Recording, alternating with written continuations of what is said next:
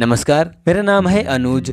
आज हम बात करेंगे सर सैयद अहमद खां और अलीगढ़ आंदोलन के विषय में। सर सैयद अहमद खां का जन्म 17 अक्टूबर 1817 को दिल्ली में हुआ था। प्रारंभ में सर सैयद अहमद खां हिंदू मुस्लिम एकता के पक्षधर थे और उन्होंने कहा था, हिंदू और मुसलमान एक दुल्हन की दो सुंदर आंखें हैं। अर्थात प्रारंभ में सर सैयद अहमद खां हिंदू मुस्लिम एकता के पक्षधर थे और उन्होंने कहा था, हिंदू और मुसलमान एक दुल्हन की दो सुंदर आंखें हैं। लेकिन धीरे धीरे उन्होंने मुस्लिम समाज के कल्याण के लिए अंग्रेजों का समर्थन किया और मुस्लिम समाज को अंग्रेजी हुकूमत के साथ लाने का पूरा प्रयास किया। बदले में फूट डालो राज करो की नीति से आगे बढ़ रही अंग्रेजी हुकूमत को सहूलियत मिली और सरकार ने भी सर सैयद अहमद खां का पूरा सहयोग किया।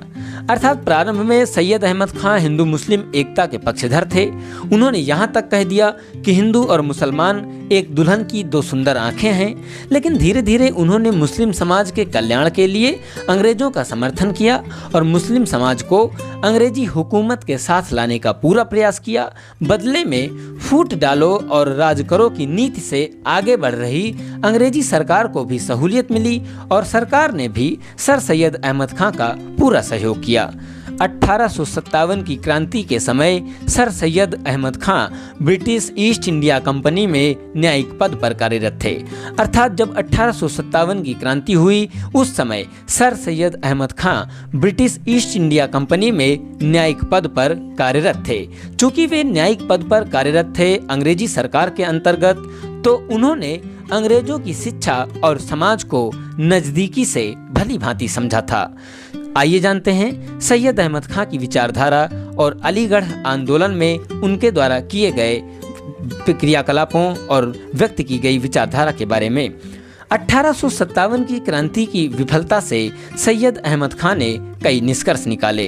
अर्थात जब 1857 की क्रांति विफल हो गई तो उसकी विफलता से सैयद अहमद खां ने कई निष्कर्ष निकाले। उन्होंने माना कि अंग्रेजी सत्ता का विरोध आवश्यक नहीं है, मुस्लिम समाज की दशा में सुधार एवं उन्नति अंग्रेजी सत्ता में रहते हुए की जा सकती है। मुस्लिम समाज को आधुनिक शिक्षा के द्वारा सरकारी नौकरियों में अपनी भागीदारी बढ़ानी चाहिए। सैयद अहमद खां का मानना था कि मुस्लिम समाज को आधुनिक शिक्षा के द्वारा सरकारी नौकरियों में अपनी भागीदारी बढ़ानी चाहिए। मुस्लिम समाज की दशा में सुधार एवं उन्नति अंग्रेजी सत्ता में रहते हुए की जा सकती है और उनका मानना था कि अंग्रेजी सत्ता का विरोध आवश्यक नहीं है। हालांकि सैयद अहमद खां ने समाज में व्याप्त बुराइयों का पुरजोर विरोध किया। उन्होंने कुरान पर टीका लिखा जिसमें वैज्ञानिक तर्क पर बल दिया। सैयद अहमद खां का मानना था कि हमें समाज में किसी भी बात या विचारधारा को यूं ही नहीं मान लेना चाहिए, पहले उसे वैज्ञानिक तर्क के आधार पर हमको कसना चाहिए।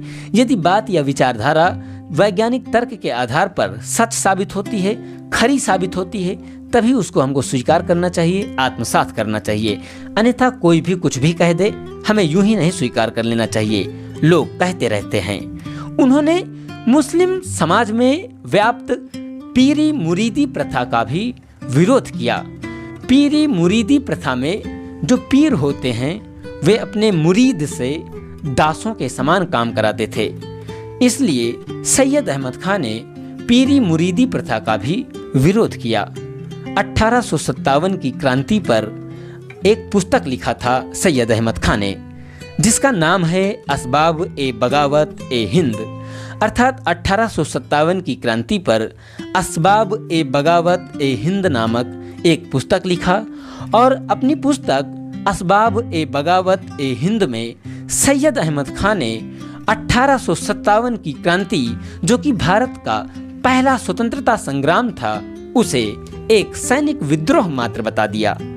1864 में सैयद अहमद खां ने गाजीपुर में साइंटिफिक सोसाइटी की स्थापना की।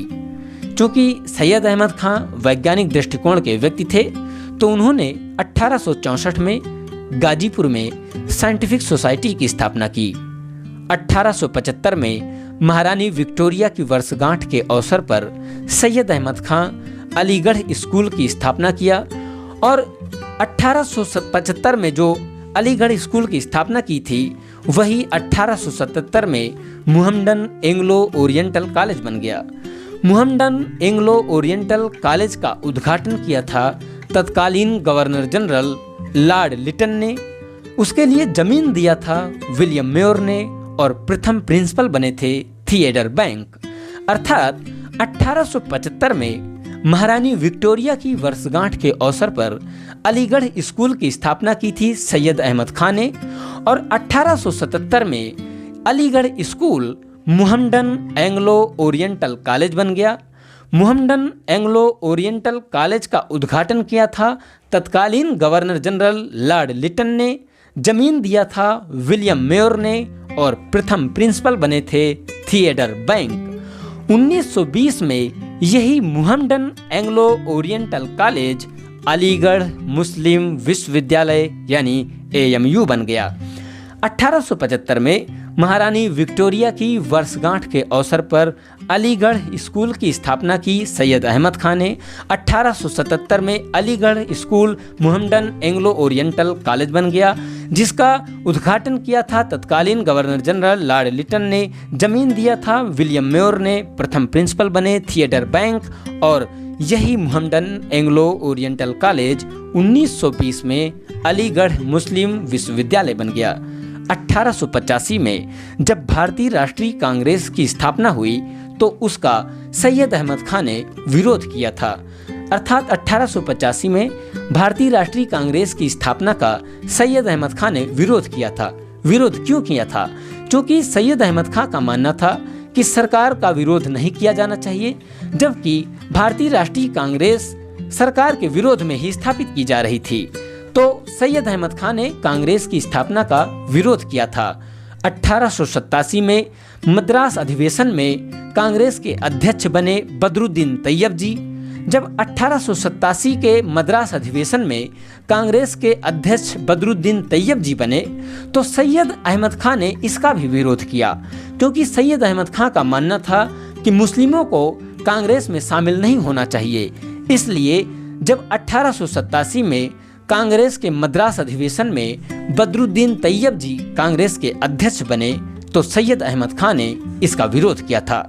1886 में बनारस के राजा शिव प्रसाद के सहयोग से सैयद अहमद खान ने इंडियन पैट्रियोटिक एसोसिएशन की स्थापना की।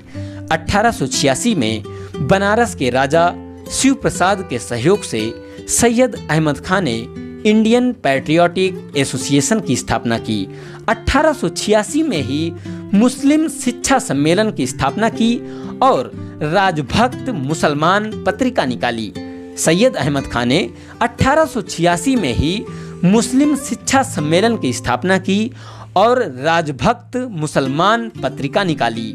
राजभक्त मुसलमान पत्रिका किसने निकाली थी?